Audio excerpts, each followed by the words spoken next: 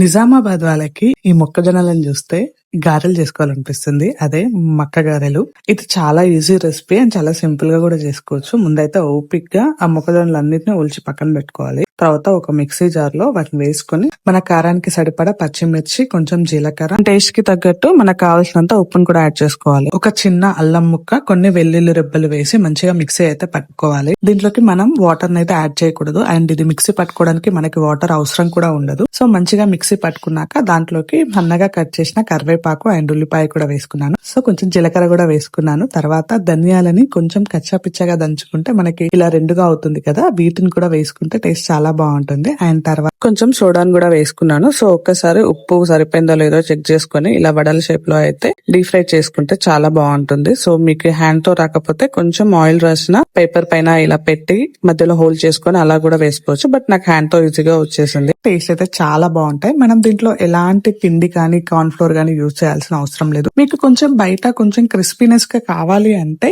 Optional గా corn flour అయితే add చేసుకోవచ్చు. బట్ కానీ అది వేయకున్నా కూడా ఆ క్రిస్పీనెస్ అనేది ఆటోమేటిక్ గానే వచ్చేస్తుంది. టేస్ట్ అయితే చాలా బాగుంటుంది. మీరు ట్రై చేయండి. అండ్ ఎలా ఉందో కామెంట్ చేసి చెప్పండి. బాయ్.